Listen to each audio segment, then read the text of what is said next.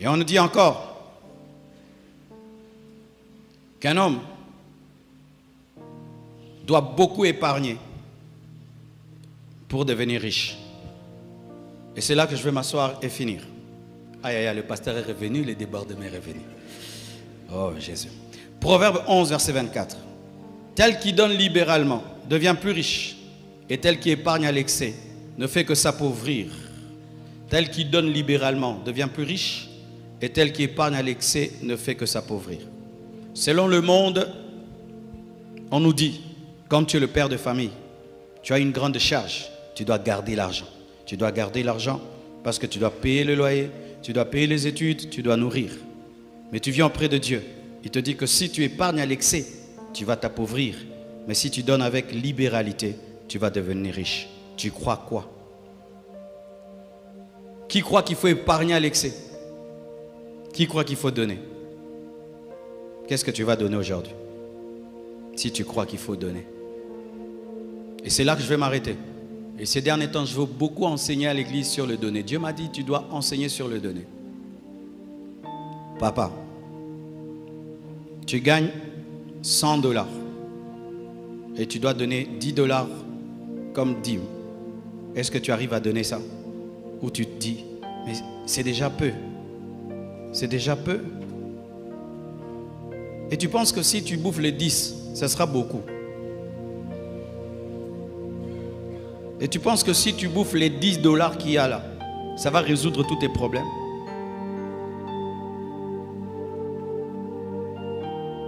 Est-ce que tu as la pensée de la libéralité?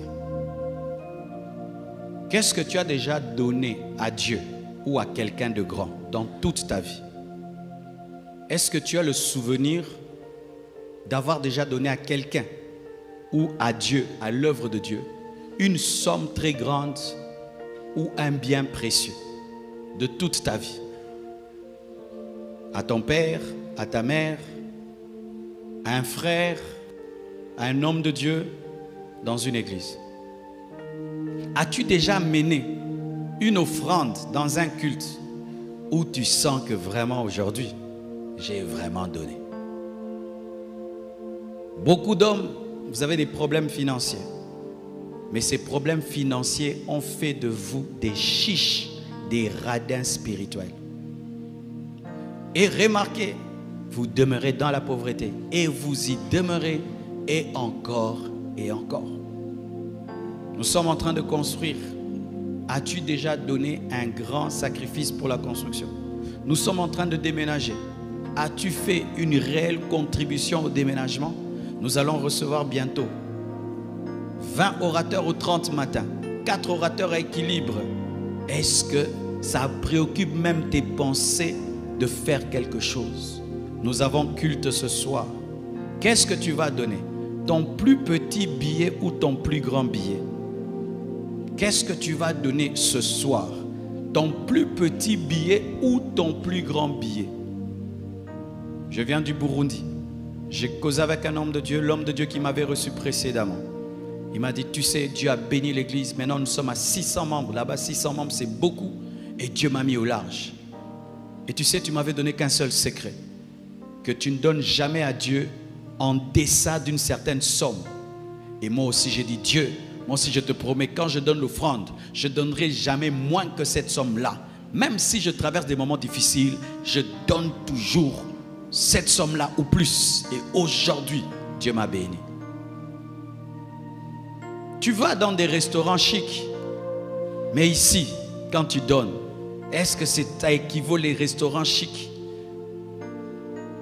As-tu déjà donné à Dieu 100 000 $? Il y a déjà des gens dans cette église qui ont déjà donné à Dieu 100 000 $. Dans cette église. As-tu déjà donné à Dieu 70 000 $? Il y a quelqu'un qui a déjà donné dans cette église 70 000 $. As-tu déjà donné à Dieu 50 000 $? Il y a quelqu'un dans cette église qui a déjà donné 50 000 $. Un Congolais, pas un blanc. Oh, l'argent vient de l'Europe. Non, ici, 50 000 $. As-tu déjà donné à Dieu 30 000 $? Il y a des gens dans cette église qui ont déjà donné à Dieu 30 000 $. 10 000 $, il y en a. 5 000, il y en a. 2 000, il y en a. 1 000, il y en a. Parce que souvent, pourquoi je te parle des gens qui ont déjà? Parce que souvent, quand des tels montants commencent à monter dans ton cœur, tu te dis, est-ce que quelqu'un peut déjà donner? Je te dis, il y a déjà des gens qui ont déjà donné ça. Mes frères et sœurs, lorsque Dieu veut t'amener au succès, il te donne des directives. Et quand tu les refuses, tu restes à la case de départ. Et aujourd'hui, Dieu veut vous bénir financièrement. Aujourd'hui, tu mettras dans le panier des offrandes ton plus grand billet. Ton plus grand billet. Parce que comment tu peux dire que tu aimes Dieu, tu fais des cultes, tu rentres, hein, seulement tu chantes, tu danses, ton argent tu sors avec. Comment? Les musulmans ne font pas ça. Les occultistes ne font pas ça. Seulement nous. Des miettes et des miettes dans les paniers. Des miettes et des miettes. Des miettes et des miettes. Et des miettes et des miettes. Tu prends une moto, elle te dépose, le reste, c'est ce que tu vas mettre ici. Tu prends un taxi, le reste, c'est ce que tu vas mettre ici. Tu prépares ta veste, ta chaussure, jamais l'offrande. Tu cherches l'offrande en plein culte. Mais tu prépares la veste. La sortie dimanche avec la famille, tu as déjà préparé le montant.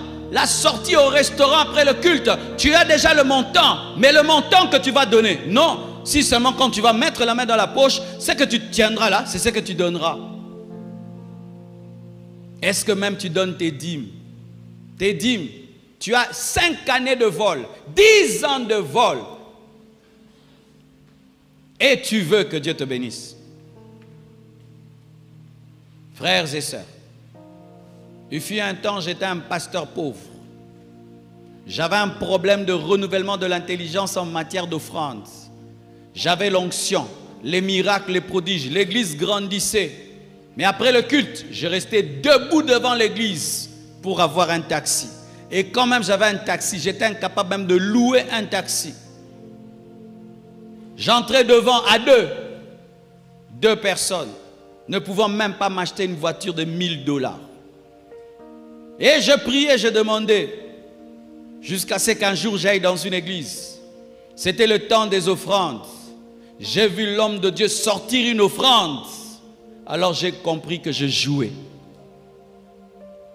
Et un jour, ce qui a tout déclenché, mes frères, on a reçu un groupe musical français.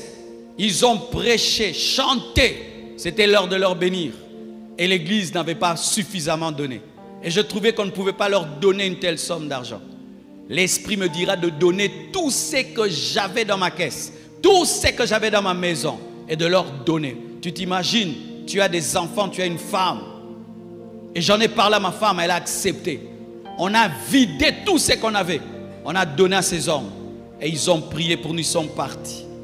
Frère, des fois ta vie peut être bloquée, rien que par un manque de direction.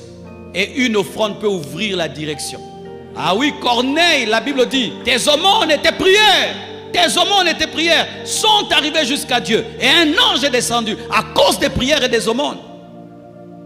Et l'Esprit me montre à ma femme d'ailleurs, qu'on était dans une maison, un salon, rempli de chocolat. Et quelqu'un prenait un seul chocolat à nous donner.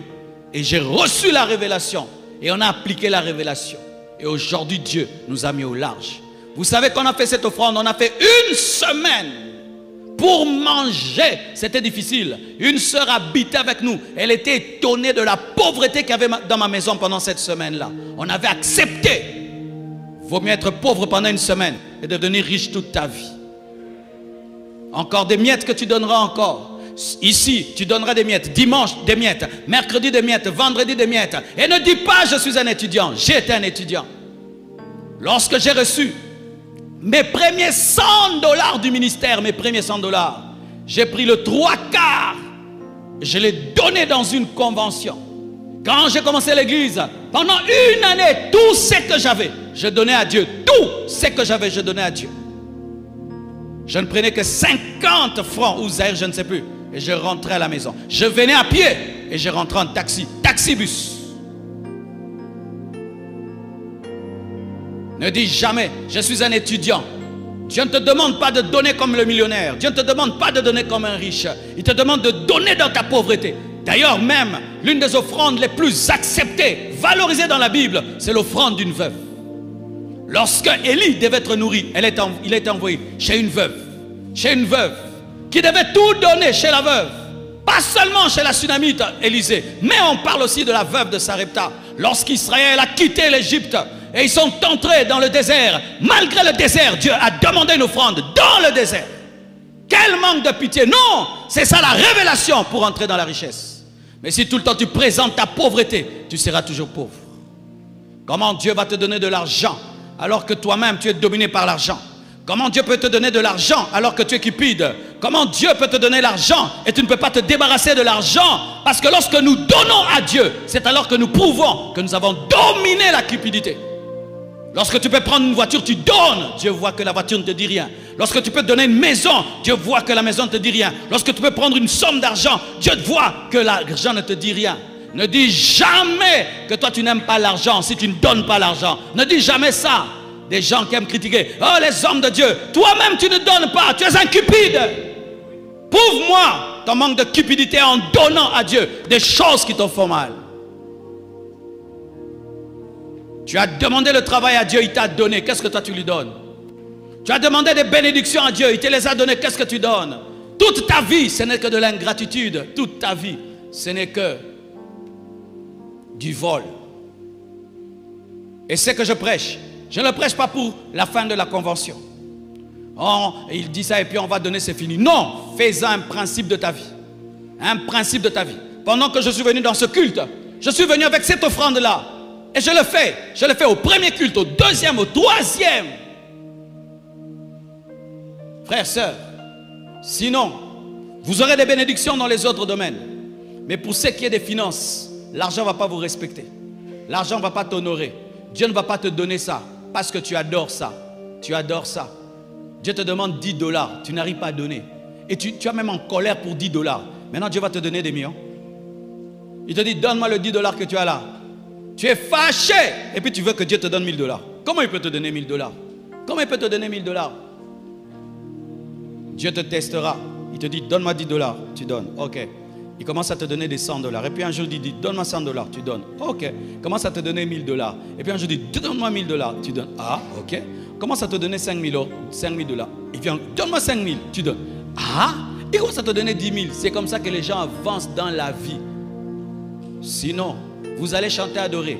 L'argent, ça va être un mystère dans vos vies. Vous allez commencer à taxer les autres. Il est occultiste, il est magicien. Il n'est pas occultiste, il n'est pas magicien. Là où toi, tu ne donnes pas à Dieu, lui donne à Dieu. Lui donne à Dieu. Et je t'assure, l'argent, ce n'est pas que des billets.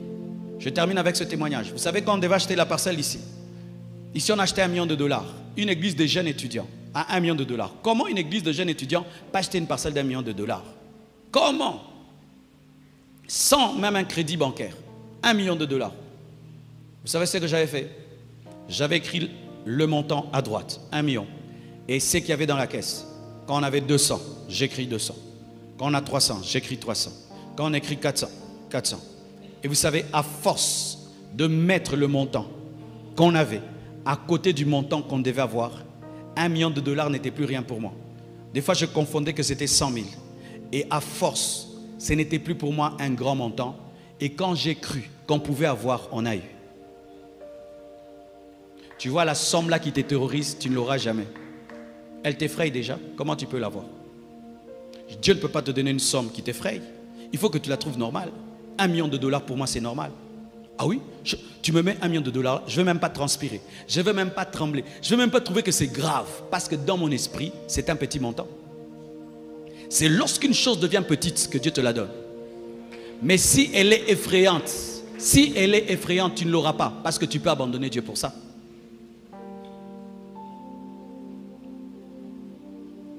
Arrêtez de donner à Dieu des choses que vous ne pouvez pas donner au pasteur. Frère, l'offrande que tu as préparée là, tu peux me donner ça? L'offrande que tu as préparée. Si je dis, ne donne pas, donne-moi ça. Tu peux me donner ça? Tu ne vas pas me donner. Mais c'est ce que tu vas donner à Dieu. Si je disais, non, aujourd'hui, donnez-moi seulement ça. Tu vas mettre ça ici? Tu ne vas pas mettre ça ici. Mais tu vas mettre ça là pour Dieu. Donc je suis plus que Dieu. Quand j'ai compris ça, j'ai dit c'est grave. Si tu reçois une autorité chez toi, tu vas acheter du jus. Je ne sais pas si les jus coûtent combien. Ça coûte combien le jus CRS? 5 000. Si je viens chez toi, tu vas acheter le jus CRS. Mais tu ne peux pas prendre une offrande de 5 000 donnée à Dieu. Vous voyez des petites choses comme ça. C'est pourquoi l'argent, beaucoup de chrétiens sont pauvres. Sont pauvres. Et quand j'ai rencontré des chrétiens qui pour eux les voitures, beaucoup d'argent c'était rien, je me suis rendu compte qu'il y a des hommes qui existent sur cette terre qui peuvent se défaire d'une chose parce que Dieu a parlé. Qui peuvent te donner une somme d'argent. Dernièrement, une femme vient de très loin. Elle m'a donné beaucoup d'argent. Elle dit, elle a quitté l'Europe. Elle dit, Dieu m'a dit de te donner. Quand je reçois, Dieu m'a dit, tu vois dans cet argent que tu as reçu, il y a tel homme de Dieu qui a besoin d'une voiture. Toi, si tu prends, tu lui donnes qu'il achète la voiture. Je l'appelle, je lui donne. Et puis Dieu m'a dit, j'aime ton cœur. Vie chrétienne, ça ne s'arrête pas danser, chanter. Non. Vous avez des grands projets.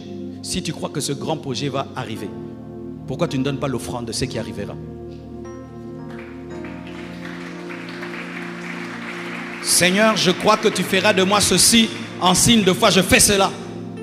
Salomon, on dit qu'il était riche. Mais voyez l'offrande qu'il a donnée. David, les offrandes qu'il donnait à Dieu. Comment des fois nous pouvons être nombreux comme ça? Quand le diacre donne les comptabilités des offrandes, on croirait une église de 500 personnes. Pourquoi? Parce que les gens laissent des miettes. Quand on compte l'argent derrière là-bas, il faut voir comment plein de 500 francs, plein de 500 francs, plein de 500 francs. Le temps des offrandes n'est plus un temps d'adoration. C'est devenu un temps de mépriser Dieu, d'offenser Dieu. Comment Dieu t'a béni comme il t'a béni? Tu donnes l'offrande comme un étudiant. Un étudiant donne même mieux que toi. Ta femme donne même l'argent plus que toi. Alors que c'est toi qui lui donnes l'argent, mais ta femme, elle donne à Dieu plus que toi.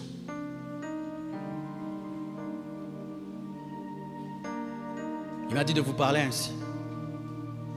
Parce que si vous ne brisez pas votre manière de réfléchir sur l'argent, alors vous n'entrerez pas dans le projet de bénédiction de richesse. On va nous apporter les paniers d'offrandes. Aujourd'hui, j'aimerais que tu donnes comme jamais tu n'as donné. Que tu donnes le plus grand billet que tu as. Et si tu n'as que des petits billets, tu donnes beaucoup aujourd'hui. Que ce soit un test et une manière de faire que tu vas continuer toute ta vie. Et tu reviendras me dire, pasteur, depuis ce jour-là, le Seigneur a commencé à me bénir. Et je sais ce que je dis. Alléluia.